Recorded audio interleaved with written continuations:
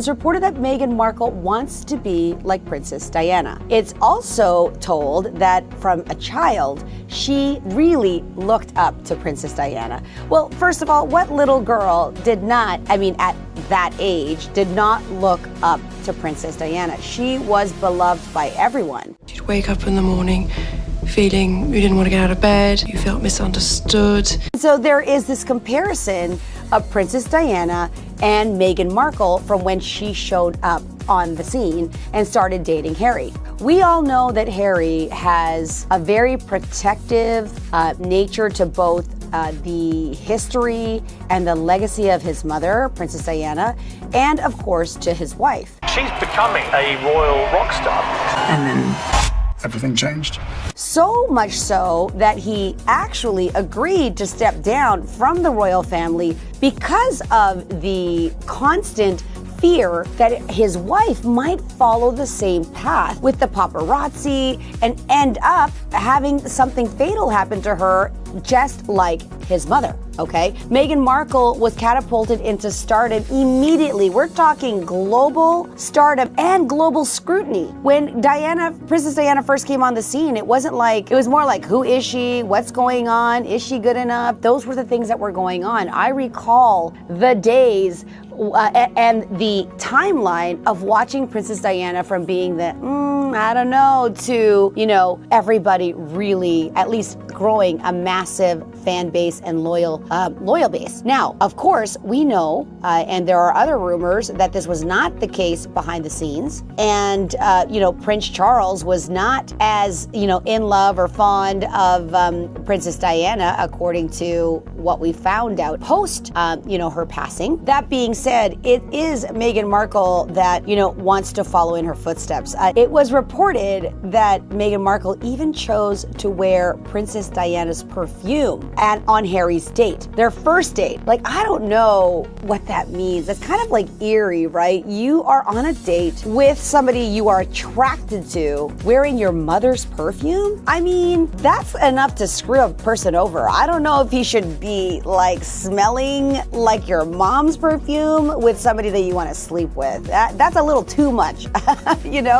It's interesting that they both have 2 children, and Meghan, from changing her entire look and appearance to obviously following a more regal, conservative, and princess look. That I've never felt this way before. I just didn't want to be alive anymore. That is an obvious one. She certainly dressed the part of Princess Diana. There's always going to be that comparison, right? There's a lot of drama around Meghan, and if Meghan wants to be like Princess Diana, first of all, she's American. Maybe she wanted to be that way in the way that she was so admired and appreciated and loved by, the British people, right? According to a body language expert, Darren Stanton, he suggests that Meghan felt a kinship with Princess Diana, and who had also, again, referencing the experience of the sudden rise to fame when she had married Prince Charles in 1981. And so it's reported that Meghan just wanted to follow in the same path. When Meghan was first brought into the royal family, it elevated her status to a global scale. She holds precedence with Princess Diana, and he had shared that with Betfair. She represents a lot of strength in first joining the royal family and then stepping away. So, Diana was known to move boldly. And, whenever she wore skirts that were a little too short or maybe a little too tight or a little too revealing, and she was certainly setting fashion precedents, anything that she wore would just be sold out in minutes. I don't think that was the same effect with anything that Meghan wore. She looked nice, but I don't think there was any reports of her outfits, running out, in stores. And if she wanted to be like like Princess Diana, I don't know if you recall, but there was a time when Harry 100% believed that his mom was channeling messages through Meghan. Now, I don't know where this started or how this started, but that could certainly be questionable when Meghan knows there's a soft spot for his mother, and to now say that, your mom's spirit is speaking to me and, she thinks this is a good move. I'm sure that she approves. This was reported. According to Prince Harry, he believed Princess Diana was speaking to Meghan from beyond the grave. The Duke of Sussex reported and told a pal from People's Princess he's been reassured that what they're doing is right. And who's channeling that energy? Who's giving him that information? Well, his wife, Meghan Markle, who wants to be like Princess Diana. Only Meghan Markle's American, and she's not fully British, and she's not Princess Diana. Candace Owens and Nigel Farage, they were discussing the tensions between the royal family and Prince Harry's return after the announcement of Charles' cancer diagnosis. Now, he had a very, very short trip, and this entire 8-minute dialogue was, in my opinion, a literal Candace Owens versus Meghan Markle roast fest. And in that circumstance, it's racism must be fought. But in reality, what's buried underneath is a state incentive to make people disloyal to the people that they should be the most loyal to. She does not like Meghan Markle, and she makes it extremely clear. In fact, the title of this news report is Prince Harry is not as intelligent as Meghan Markle. So she basically is accusing Prince Harry of not being smart, and that Meghan Markle is a manipulative woman who has an ulterior agenda. And I cannot tell you how many times she had criticized her acting skills and claiming that her only reason for marrying Prince Harry is that she has always wanted to be an A-list actress, and that she clearly doesn't have the skills or talent to be an A-list actress. So the only way to get into Hollywood was to marry Prince Harry. Something that Meghan Markle did, this Freudian transfer of I'm now Princess Diana and I must be saved. It's manipulative. I don't know about that. Now, I am reporting what Candace Owens shared. She is a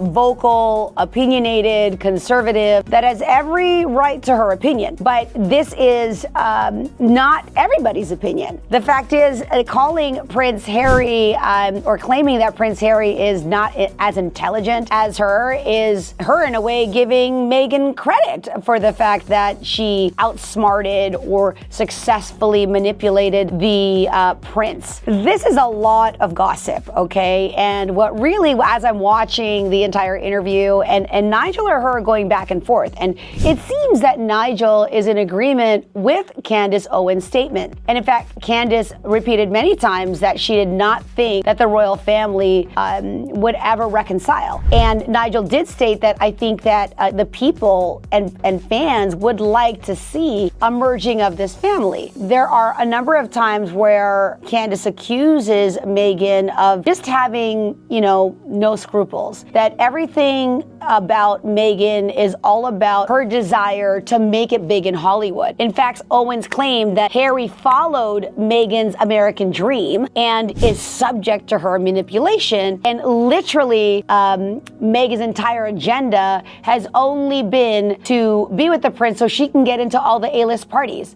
She even stated that, well, she's living the dream. She's living in a massive mansion. She's having tea with Oprah now. So life is good. Nigel, on the other hand, did comment several times about how this couple had made a lot of money for very little content. So Owens told GBN America host Nigel Farage, I knew they would end up in LA because that was Meghan's dream. Her dream was to be an A-lister, and she was unable to make it on the basis of her own merit as an actress. Her dream was to be an A-lister, and she was unable to make it to those A-list parties. She further goes on to claim that Meghan Markle sought to deconstruct the royal family on the basis of something noble, which was the allegations of racism. She called her the princess of Black Lives Matter, which supported the idea of, breaking up a family, deconstructing a family, which she had claimed was Meghan's entire intention all along. She added, she wanted fame and she wanted wealth. And I don't want to say that Prince Harry was an unwitting participant. He obviously is not as smart as her, but also he liked the fame and he liked the attention in a certain way as well. She's coming out swinging and she's coming out strong. The thing that surprised, I guess I'm not that surprised. I've heard Candace Owens speak about Meghan in the past. She's clearly not a fan. The only way to say it is he's just not as intelligent as her. He's not reading the situation as clearly as other people are reading it. Nigel did pose the question to Candace whether he thought that Meghan's motives were in any way political and whether or not she was going to make it political. And Candace's response was, well, she's not smart enough to make it political and nobody likes her anyway. That's a pretty big statement. I'm sure that Meghan has some fans. I don't think that the entire world is out to get her or that the entire world believes that she married Prince Harry for that reason. We don't really know what those reasons are. It looked like a fairy tale romance from the very beginning. However, in Prince Harry's book Spare, we clearly know that there is trouble in the palace. It was centered around racism, that he and Prince William actually got into a fist fight over remarks of Prince William talking about his wife, which he did not like. Nigel also reacted to the comments made by Owens and said it will be very hard for the royal family to forgive Prince Harry and Meghan Markle for what they've done. They've literally aired the royal dirty laundry and it stunk, okay? It's very difficult for William and Kate to forgive him, given the awful things he wrote about them in that book, Spare. No, but I personally, as a matchmaker and a mom and a sister and a mentor and a very big family, really would want to see this family make amends. Whether they want to or not, it seems clear that at this time, that's not even in the near future. In fact, because of Prince Harry's short trip, supposedly he flew there for 45 minutes. He wasn't even in the country for 24 hours, which likely is an indication of the rift that's there. Other news articles report that it's Camilla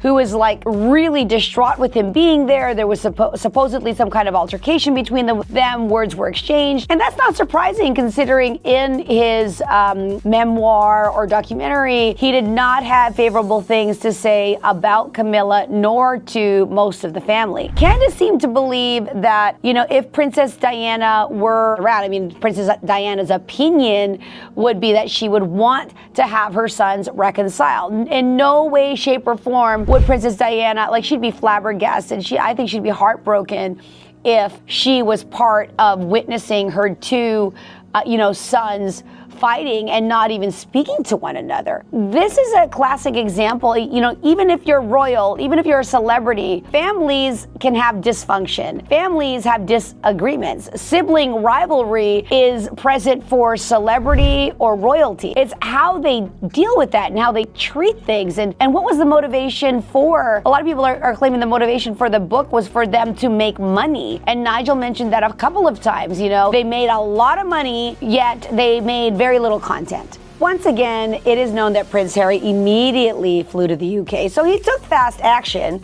only he didn't stay there. After the diagnosis of King Charles, cancer's diagnosis, he took the action, but he didn't stay long. And it was reported that Her Majesty was furious. Harry flew in from the ritzy California home without getting palace approval. He's not a royal now, so are they really requiring Prince Harry to get palace approval to go see his father who was just diagnosed with cancer? I don't know. That is again, maybe there's some truth in that book after all. If they were upset because he didn't sign paperwork or make an announcement that he's going to go visit his dad, that's a little crazy to me, if there's truth to that at all. The outlet reports that part of the reason for his short stay was that he did request to see his father alone, and Camilla was furious about that. She's taken a lot of bile from Harry for years and couldn't wait to let him have it. Now, if that was really the case, in my advice to families, to individuals, when you have a tragic situation and you've got a serious diagnosis, and depending on the level of the severity of that diagnosis,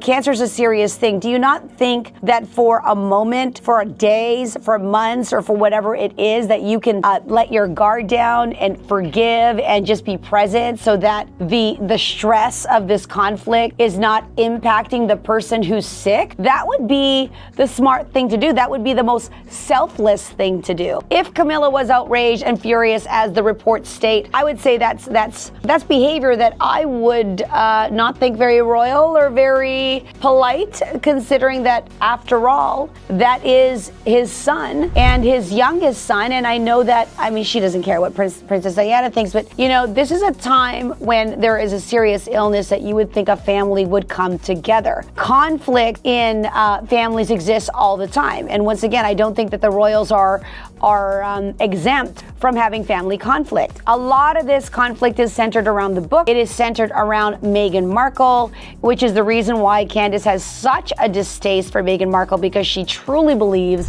that she, has no real love interest, that everything about her being and actions and activity is all for her to look good, to get into parties, to tea with Oprah. She didn't have one nice thing to say. I would not, if I were Meghan listening to Candace, I would think like she is coming for me. And I really don't understand where the hate is for her. Now, we all know that when you elevate and you become a royal, things will change. As they say, as you rise up, including when you climb a mountain, the air becomes thinner. And guess what happens to friendships? Some of those friendships don't last. Now, they're not all, failed. She still does have close friendships. And according to Nikki Swift, some of those close friendships include fashion designer Misha Nonu, I hope I'm saying that right, dished to the New York Times that she's the most generous and genuine person. She's a sister in the sense that if you're a friend, she will do anything for you. Now, director Silvertree shared in an Instagram post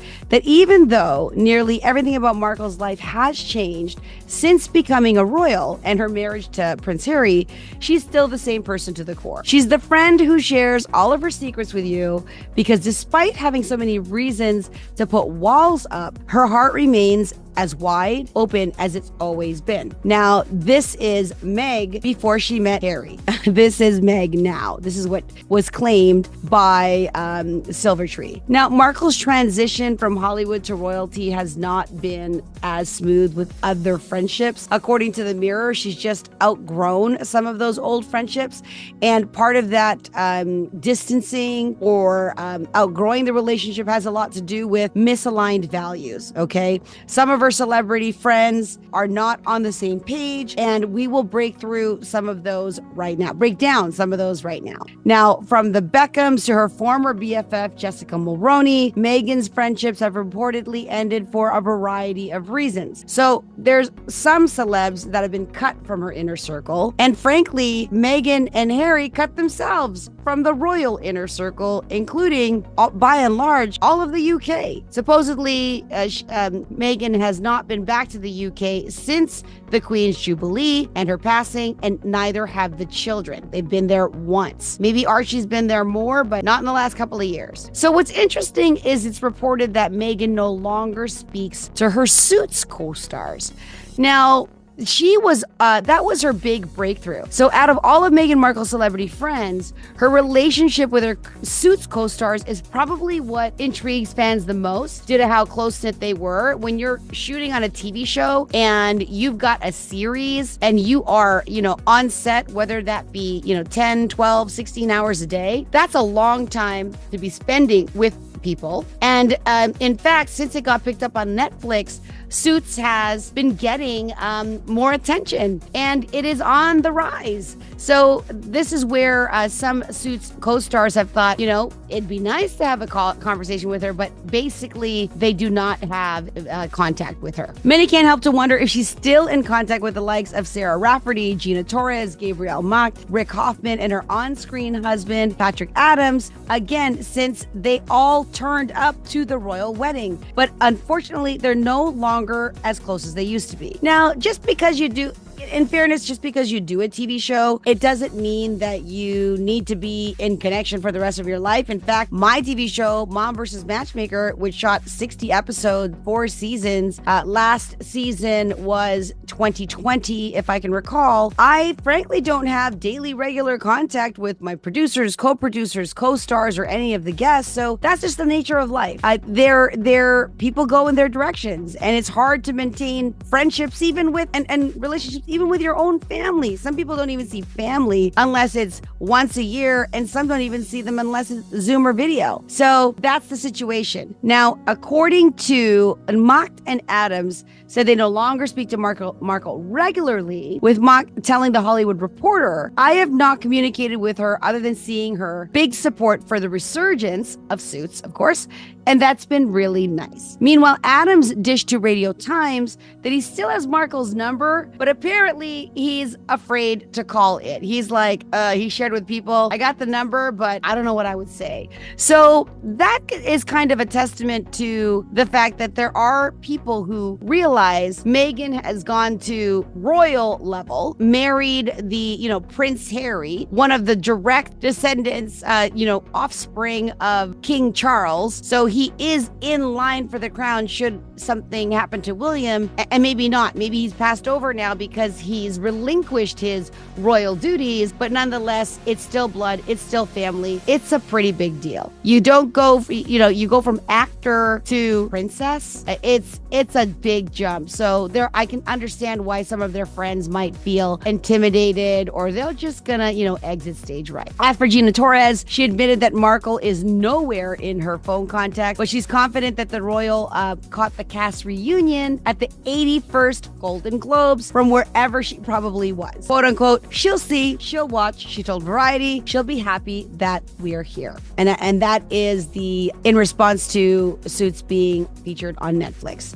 Now, Meghan's, I remember this when this happened. Meghan was apparently upset with Jessica Mulroney. Jessica Mulroney's controversial comments when she had a outward social media tiff with Sasha Exeter. And what Meghan was actually upset about is that Mulroney quoted understanding racism or understanding what Sasha's experience was because she has a really, really close friend in Meghan Markle. Okay, their friendship dates back to Markle's time in Suits. When she moved to Toronto, Meghan really looks up to Jessica, the royal reporter Katie Nicholl told Cosmopolitan. Now, this bond seemed unbreakable for years, with Mulroney's children even playing roles at Markle and Prince Harry's wedding. Okay, but things took a really fast and drastic turn in 2020 when Mulroney again was involved in a rift, very public rift actually, with influencer Sasha Exeter. This rift, whether she was taken out of context, she said something that was not appropriate, cost her at the time the loss of her show, which was on CTV, and ties severed by ABC. Okay, that's a big deal. What Meghan supposedly was, or reported, truly upset about is that she couldn't get over that Jessica brought up her relationship with Meghan when she commented about her closest friend in this discourse with Sasha, as if to say, yeah, I understand the situation. As far as everybody knows, that was the thing that broke up that friendship. Now, the next celebrity relationship that is strained and supposedly ended, I can't tell you with certainty that this is the case. However, no photos have been revealed. There wasn't any report that Priyanka was at Lilibet's recent birthday party, although they mentioned Katy Perry. So she may or may not have been present, likely not. But Priyanka Chopra reportedly cut ties with Meghan after Meghan failed to attend her wedding with Nick Jonas. Now, this, I'm a little bit, I wouldn't say torn. I'm not sure how much. I don't think I'd cut off a friend because they couldn't attend my wedding because at the time she was pregnant and Priyanka got married in India. And, Meghan still, as a, wife of Prince Harry, likely has her own obligations and duties and things that are happening, as well as the fact that she was pregnant. So Priyanka Chopra and Meghan Markle's relationship started when pair met in January 2016. They both attended an event a few months before Meghan even met Prince Harry. Now, supposedly their relationship hit off instantly, and Markle was telling the Press of India, when you meet someone and you just click. Sounds like a romantic relationship, but she was talking about it from the female context. We've managed to keep in touch via email and text and try to see each other whenever we're both in the same town. And keep in touch they did. Chopra even managed to snag an invite to the royal wedding. So, of course, she attended the royal wedding. But when it was her turn and invited Meghan to go to her wedding, which, of course, it's her special day. If I guess, her point of view is, I made it to your wedding in London, you couldn't make it to mine. According to the insiders, this was what soured the friendship. Priyanka was crushed. A source told Page 6, their friendship is over unless Meghan apologizes. Now, something to be noted. In an appearance on Watch What Happens Live with Andy Cohen, Chopra quickly shut down any rumors or riffs, saying, oh my God, no, it's not true. However, fans and the people noticed that there have not been any public photos of Markle, and since Markle and Prince Harry moved to LA, and they've never been spotted together. So the final friendship that's been severed is David and Victoria Beckham. They reportedly ended their friendship with Meghan over suspicions. Now, the suspicions actually came from both Harry and Meghan about them as a couple. Now, it's no secret that Meghan Markle and Prince Harry are famously selective about the people that they surround themselves with. And when you think of the UK, at least when I think of the UK, I mean, David Beckham and Victoria Beckham are synonymous with UK luxury lifestyle. They're in the know. They go to all the events. They're massive following on social media. However, they had a falling out. And part of this falling out was due to Meghan, for some reason, and Prince Harry also for some reason, indicating that it's the Beckhams that leaked certain confidential or private information to a source. Whether that source, it's unknown what the source is, whether the source is media, whether they gossip to a friend, whatever the case was. Harry called David Beckham to repeat the accusation. So the accusation was Markle suspected Victoria Beckham of indiscretion, and that Prince Harry personally confronted David to air his grievances, which unsurprisingly did not sit well with David Beckham. So because of this accusation and post-conversation, he was insulted. I don't think there was any resolution. And I go, of course, this is all based on reports. Right now, this was reported on Nikki Swift, but there are other headlines that were talking about that, and other outlets like People, Us Weekly, Daily Mail. This was corroborated by an anonymous source who told Daily Mail that Prince Harry and Markle's suspicions were pretty much the final straw for the friendship. I get that, and who knows if because you are royal family now, there are jealous people out there, there's haters out there. Who knows if they somehow directed or implied that, hey, so-and-so saying this or so-and-so saying that. It's them, it can be lonely at the top for the very reason that there are haters when you are looking up, right? Some people should look up and be happy, but many people are not. We know that this is her second marriage, so it was actually commented by the Queen herself that her wedding dress was a little too white.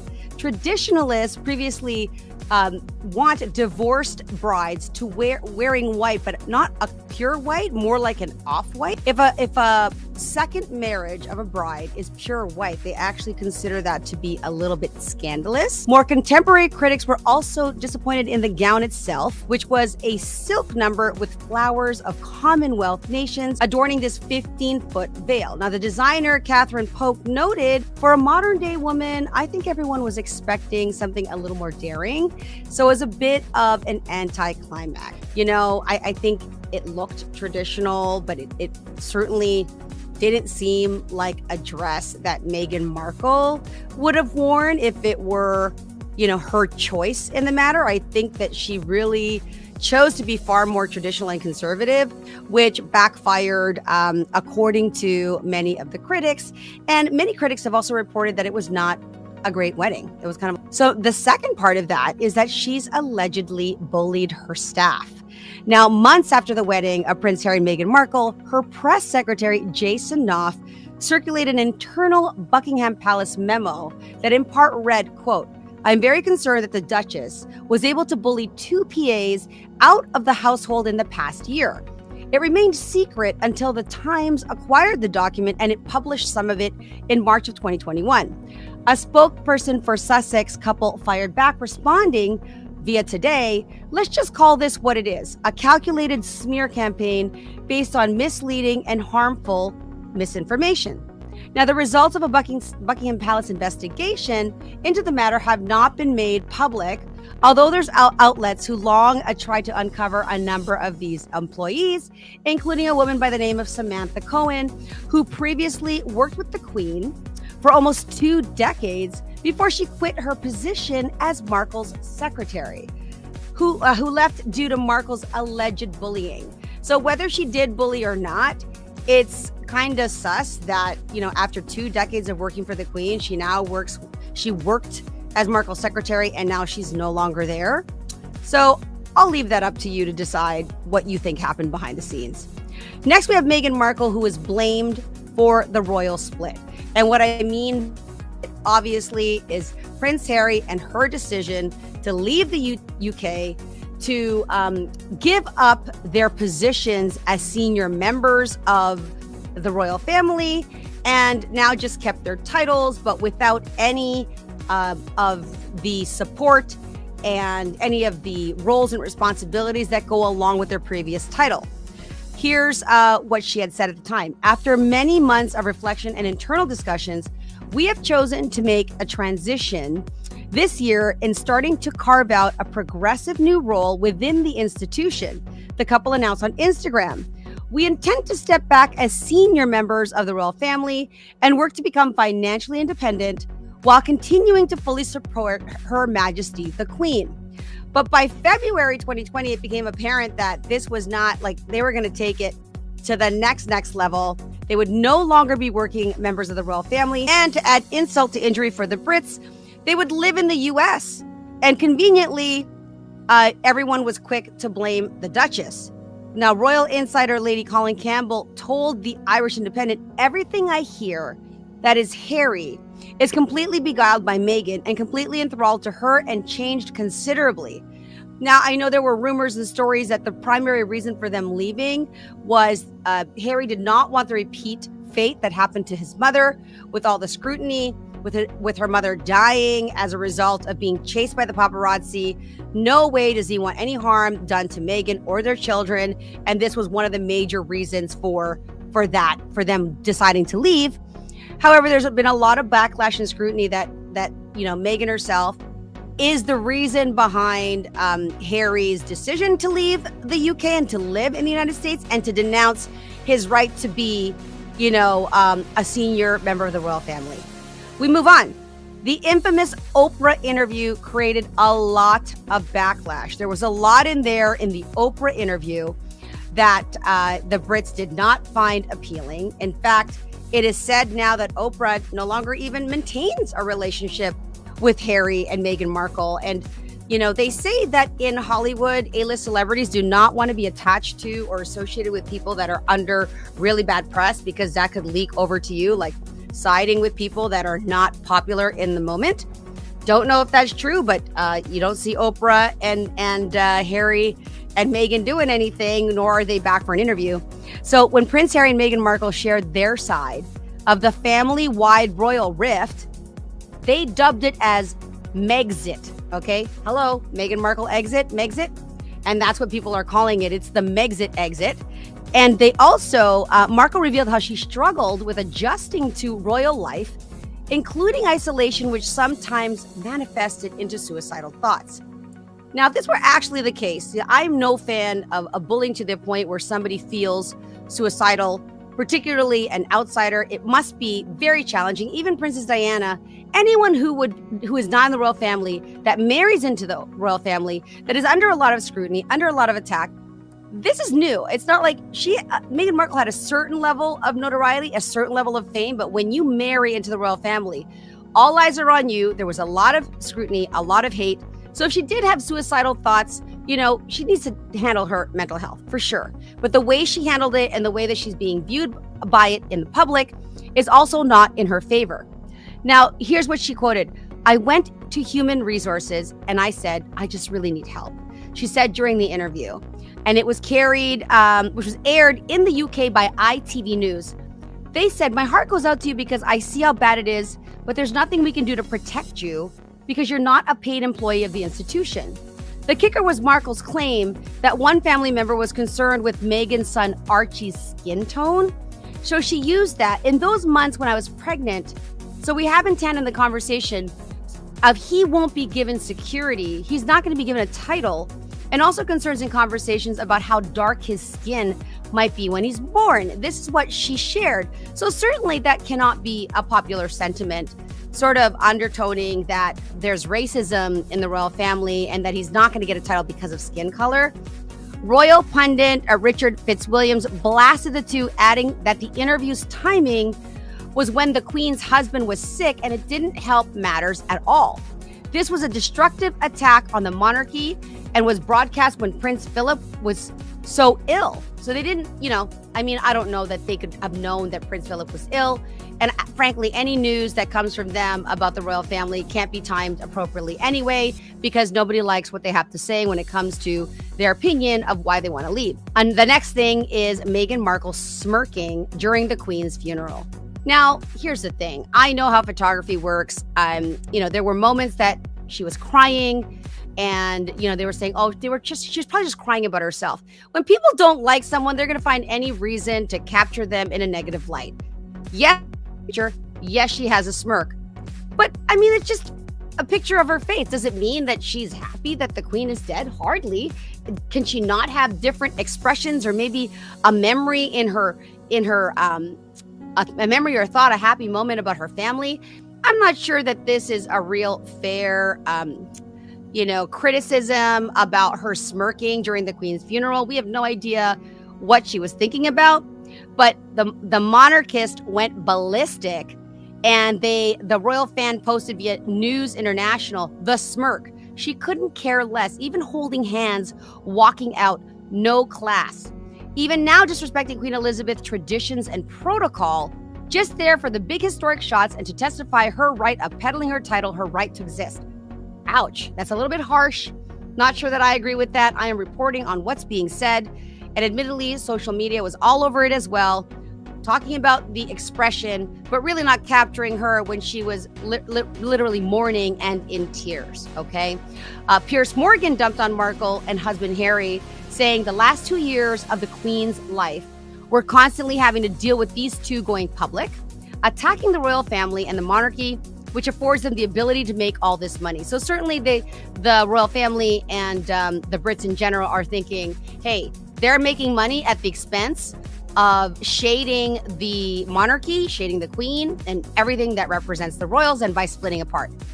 Meghan Markle was also mocked royal protocol in their Netflix series. So there were things in the Netflix series that she said, were crazy traditions, or, oh my gosh, I didn't know I had to curtsy in front of the Queen, and also talking about old traditions. And hey, you have a right to your opinion. At the same time, when in somebody's country, when you are in a tradition, you don't mock their traditions. You follow their traditions, or you don't be part of it. And I guess she chose not to be part of it. But the specific mockery it was actually in the Netflix series Harry and Meghan, the first 3 segments of the 6-part docuseries. It garnered 81.55 million hours of international viewership. So a lot of people were watching this. And it was said that others targeted Markle for her part in the endeavor and even mocked the Duchess when the documentary captured her difficulties in transitioning to royal protocol. So there was one scene which was particularly trashed when Harry was watching Meghan recreate her dramatically overdone curtsy to the Queen. But at the end of the day, he sat there, grinned like an idiot as she pretends that, oh, I had no idea meeting the Queen was a big deal and I had to curtsy. Oh my God. Retorted Panahe, I just find the whole thing utterly reprehensible. All right, you're entitled to your opinion, but it's not popular, so therefore fans don't like you, especially not the Brits. She came under fire for launching a new website. The irony of the website was that if you go to the new website, Sussex.com, it's clearly stated that they are using their title, Prince Harry and Meghan, the Duke and Duchess of Sussex. So where the argument is that they're using their title, but not in an official capacity, when they're not just saying Harry and Meghan, right? They're using the title of Duke and Duchess. Supposedly, it's fine to be using their title. Critics were livid about it with the overuse of this and the Sussex coat of arms on their splash page, because it is a royal title, and if there's any hint of commercialism about this, it will be shut down. It's just staggering. They cannot see how gosh this is. And this was written in the Daily Mail. So officially, by the way, they still have the Sussex titles, but they can no longer be addressed as His and Her Royal Highness. I don't know who makes up these rules. They can keep the title. They just can't be referred to their Royal Highness. She was also branded a hypocrite during her product launch. And funny enough, when you go to American Riviera Orchard, both the website, which is a splash page to join the waiting list, I put my name on it, and then the Instagram page, which also shows nothing about the product. Although when I Googled, I found a video of what it looks like of her jams, and she sent it to 50 friends. Again, different critique about that. She was criticized about that. She was branded a hypocrite because she's making jams. And I guess jams are synonymous with Brits. I'm not sure where they felt she was a hypocrite.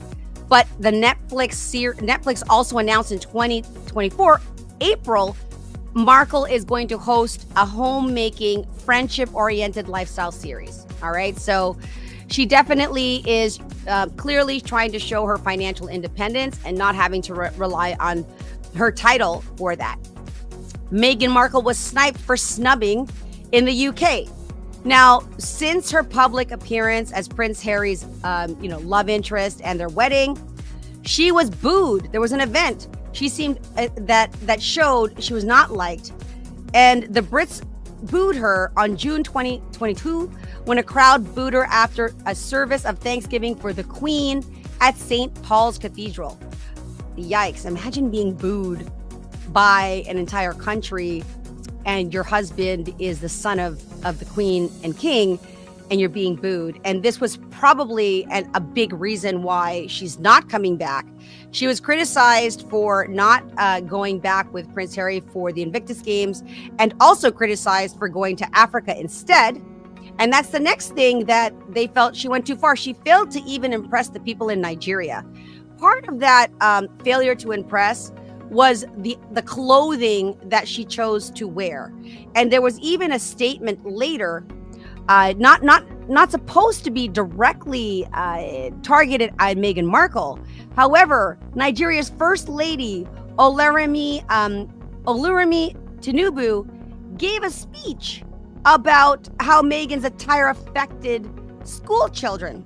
But this is what speculation is. It was just timing. The First Lady said it was not about Meghan Markle, but Meghan Markle did show up with a backless dress in Nigeria when that would not have been the appropriate choice of attire to wear. It would have been to not wear a backless dress, and it actually made people angry, especially the people of Nigeria, that she showed up in that.